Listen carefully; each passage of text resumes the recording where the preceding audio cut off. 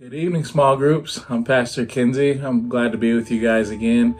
Tonight, we're going to talk about how to conquer more ground through effort and faith. All right, how to conquer more ground through effort and faith. And as I was thinking about this teaching, I was thinking how, many people are so naturally gifted when they're born.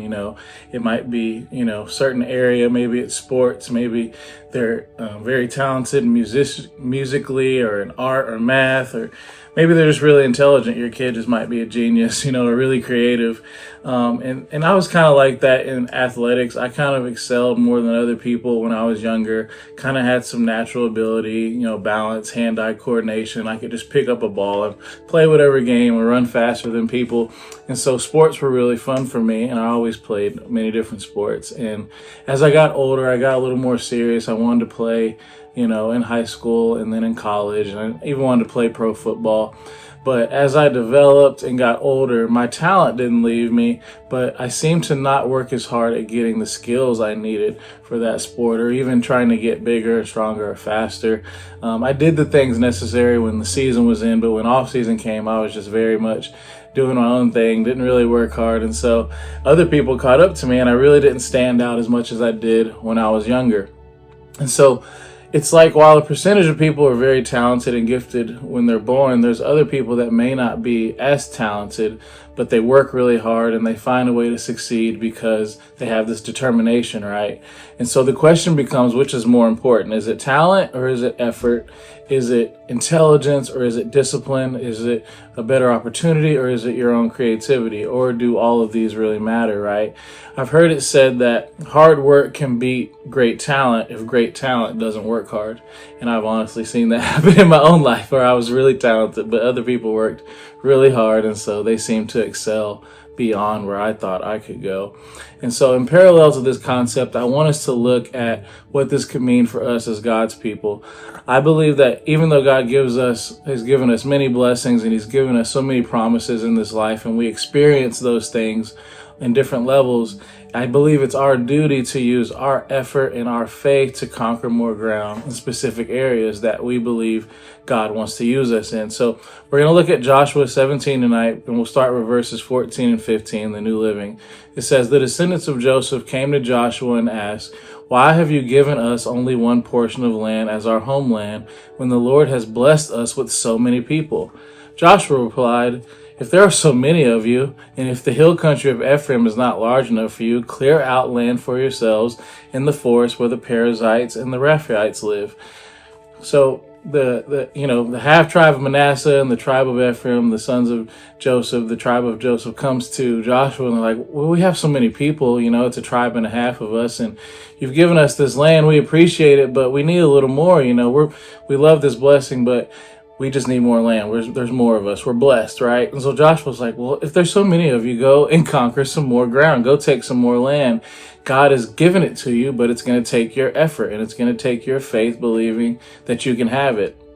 So what if God is willing to give us more land in our lives, so to speak, but we just haven't made the effort to conquer it yet, right? So we're going to look at 3 ways we can do that. Number 1 is, don't limit yourself. Joshua 17:16 says this, "The descendants of Joseph responded, 'It's true that the hill country is not large enough for us, but all the Canaanites in the lowland have iron chariots, both those in Bethshan and its surrounding settlements, and those in the valley of Jezreel. They are too strong for us.'" Right? So in that moment, they limited themselves. Like, we want more land, we need more land, there's a lot of us, but they're too strong for us. They have these iron chariots, right? We have our swords and stuff, but we can't battle them. They're too strong for us. And it kind of makes me think of my very first athletic team I was on. It was a soccer team, and we were called the Sharks. And it was some friends of mine, and we had a good coach. He was a good guy. He was really good at athletics growing up, but our team just wasn't very talented, right? All the rest of the teams were stronger, faster. They could score goals. We couldn't score. And I think there was about 10 games in the season. It got down to the last game, and we had not scored a goal, right? So we were down. We lost every game, hadn't scored any goals. We're, 5 years old. It's not a big deal, but we limited ourselves. We're like, well, we'll probably finish the season without a goal. But I felt like, no, we need to score a goal. We can do this, right? So we ended up playing the game. I think we lost, but I did score 2 goals for our team. So that was exciting. And so you can't limit yourself when things don't look good for you, right? I think of different athletes, like Michael Jordan, Kobe Bryant, Steph Curry. We see these guys play, and they're obviously very talented. But the stories you hear about them is that they're just some of the hardest workers on their team. They're the hardest workers in the league, and they excelled because of that. Not just because of their talent, but because of their effort. So life is full of challenges that we're supposed to overcome, right? God gives us a challenge. He gives us a blessing, and he wants us to overcome with our faith and effort in him. So sometimes I think God asks us, if God asks us to do something, we think it's supposed to be easy. And I found that is just not true. God does not call us to do easy things, but he wants us to have faith in him so we can give our effort to do it. So don't limit what God can do through you. When I was playing football in college, I felt like my time was kind of done playing that. And I figured, well, maybe I can go play soccer. And a lot of people didn't think that was possible. I can go play soccer on the college team, but I went ahead and did it. I didn't limit myself, and I had a great time playing 2 years on the soccer team. And there's many different instances in my life, and I'm sure there are for you as well, where you thought, well, I want to do this, but can I really do it? But don't limit yourself to what you've experienced this far in life, right? Keep going, keep trying to conquer more ground that God has given you. Number 2 is do it despite the facts. Joshua 17:18 says this: the forests of the hill country will be yours as well. Clear as much of the land as you wish, and take possession of its farthest corners. And you will drive out the Canaanites from the valleys too, even though they are strong and have iron chariots. So have you ever heard or seen the facts in your life, but they kept you from keeping or seeing God's truth? But whether it's in your health, your finances, relationships, or work, right? Facts are one thing, but God's truth seems to overtake whatever facts we're dealing with in life, right? Even though the facts might be against you, you can still conquer more ground with your effort and faith. Believe that God can use you for more. And there's so many times that I did something when I felt like the facts were against me. Many times it's leading something in ministry. I felt like, well, I don't have that experience, right? I don't have that skill. I'm not a leader in that way. And God just used me if I stepped out and did it.